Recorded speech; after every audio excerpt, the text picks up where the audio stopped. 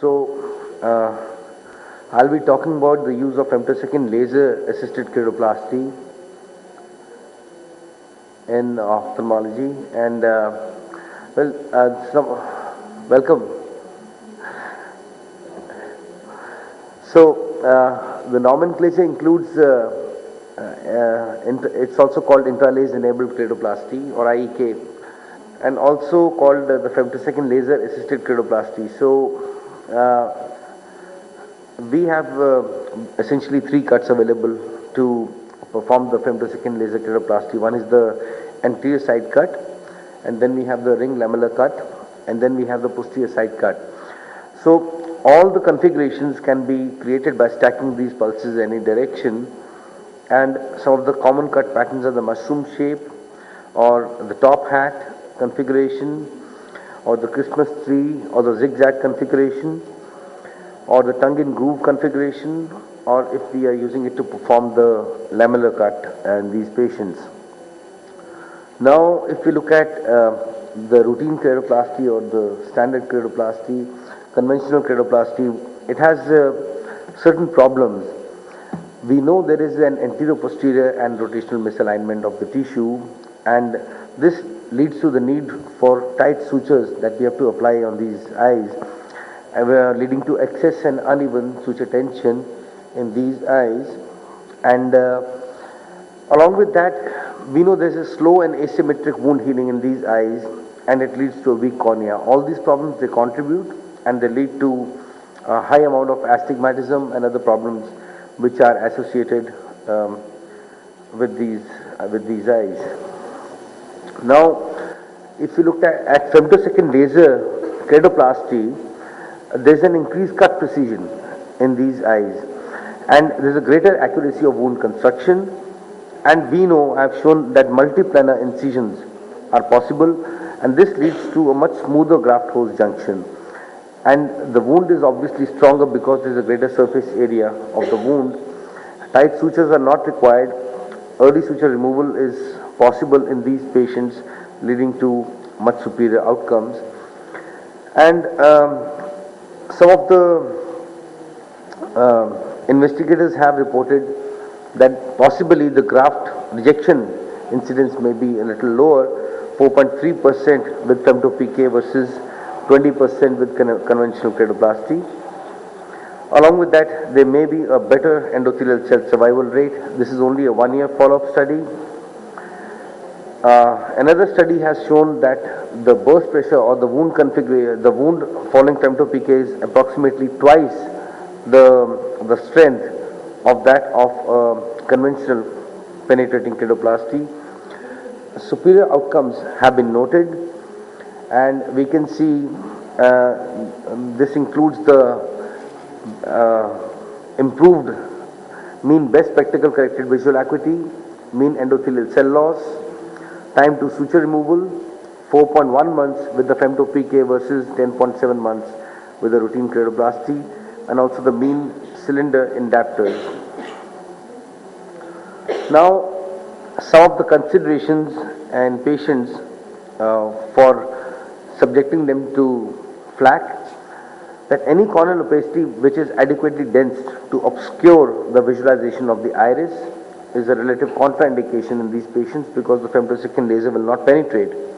A desmetocele with impending corneal rupture or extreme thinning, previous corneal incisions that might provide a potential space into which the gas produced by the procedure can escape. This includes astigmatic keratotomy or radial keratotomy, corneal thickness requirements that are beyond the range of the system, and possibly subjects with pre-existing glaucoma because we are subjecting the eye to high pressure during the application of the procedure. Now, the surgical planning starts from the computer screen, and this is what it looks like. We have the anterior lamellar cut.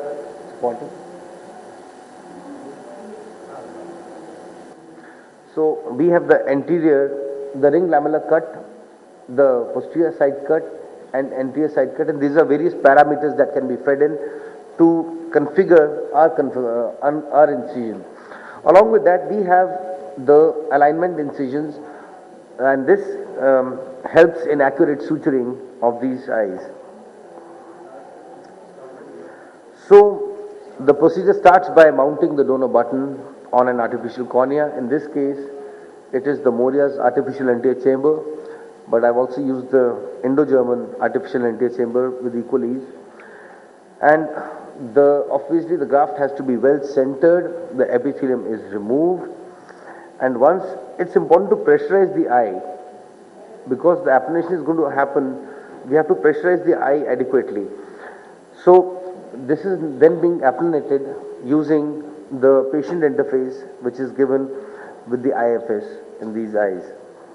Now the next step is that once the applanation has occurred, and we start with the cut, and in this case the cut occurs from the posterior to the anterior side. So it starts off from the endothelium, posterior side cut has taken place, and this is the ring lamellar cut. So usually the diameter of the ring lamellar cut varies from say 0.5 to 1.5 millimeter depending on the surgeon preference, and this is then followed by the anterior side cut. Now similar steps are followed for the recipient cut, and usually I use almost the same parameters. The donor and the recipient buttons are usually matched, or maybe we can oversize slightly the recipient button. That depends again on the surgeon preference.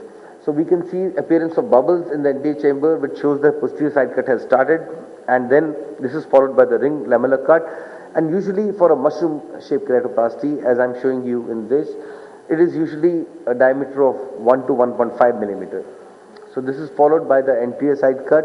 The pupil should be pilocarpinized, and we can mark the center of the cornea to ensure a proper centration, because especially in patients of keratoconus, sometimes it is possible to get an eccentric trephination of the cornea with this. So put antibiotic drops, and the eye is then patched, and the patient is then transferred to the main OR, because in the femto OR usually it's not possible for us to do the keratoplasty. So once the patient is shifted, we have to dissect the recipient eye. Usually this is done by using a blunt instrument like a Sinskey hook, or we can even use the flap manipulator which we use to perform LASIK.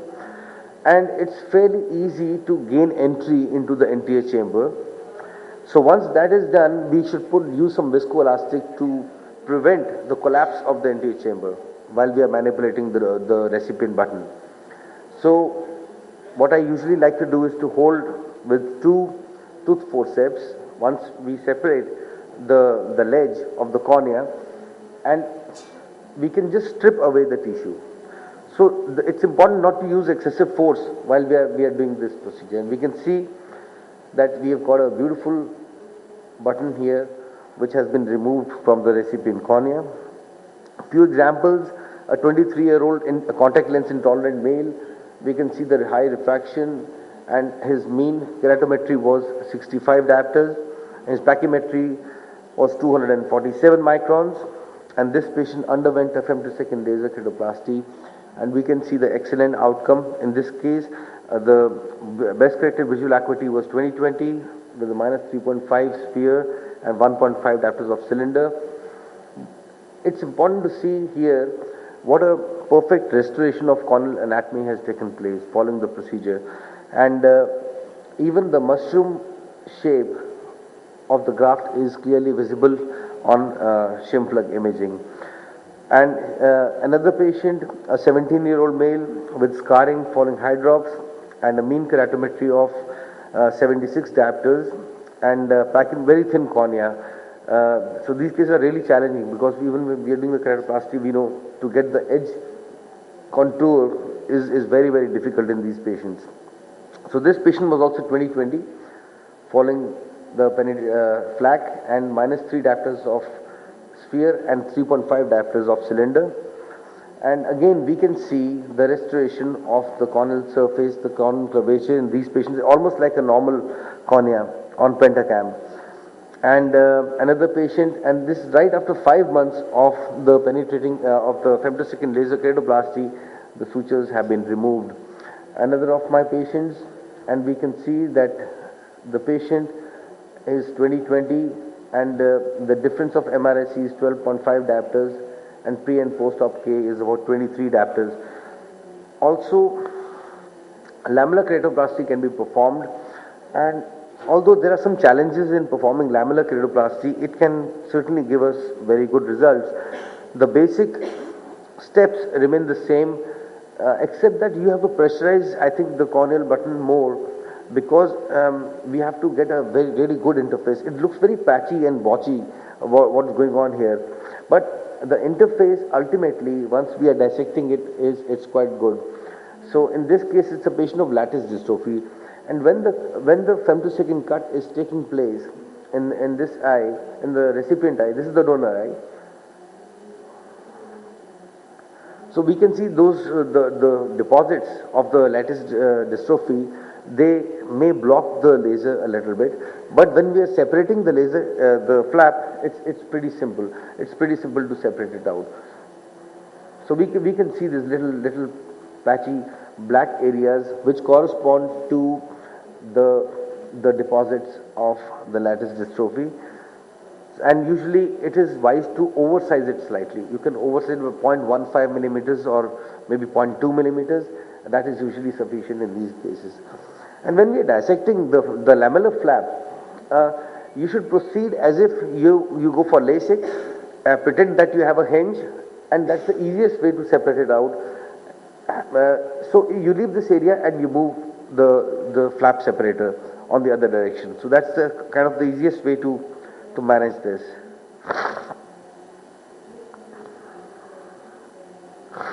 So some of our results. So this patient whose video I just showed. So what I do is I put two triangular sutures just to hold the corneal button in place. If it's a very thin flap, then maybe you don't need to even do that. But I certainly like to be more safe in this scenario. So this is left in place for maybe 3 to 6 weeks, and then this is removed. Another patient, he had a CDK and corneal scarring, and we can see, and he had a huge area of corneal thinning as well. I was apprehensive about the outcome, but it actually turned out very well. He underwent a cataract surgery with the toric IOL, and he's 6/6 unaided for distance now.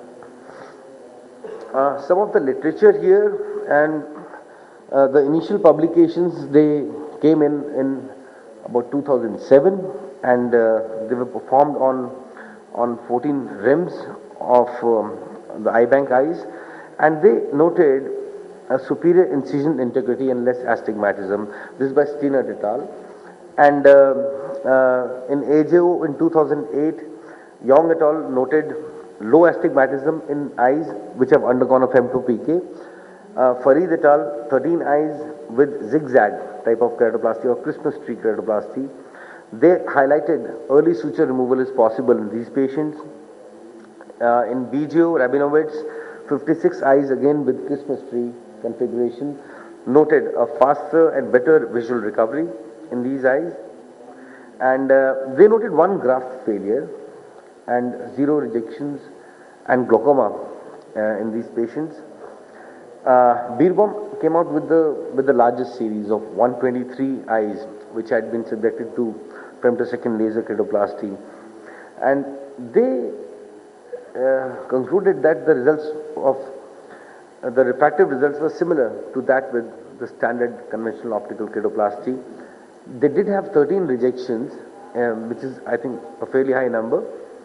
Our own experience of about 18 of about 20 now we've done more, but the mushroom, I like to do mushroom femto PK more, and because most of our patients are keratoconus where I'm doing, so that is more suitable.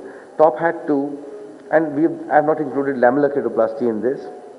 We did note superior outcomes, and we had 3 graft rejections. So this is, I think, is a little higher number of graft rejections compared to routine keratoconus patients. We did have cataract in 4 patients, and some of the time sequence changes in keratoconic eyes who have undergone a femto-PK. So this is a 2-year follow-up.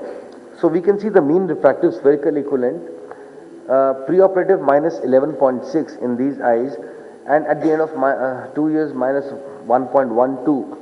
So we can, what is remarkable about this graph is right after 1 month, we can see the stability of the refraction in these eyes, starting from right after 1 month.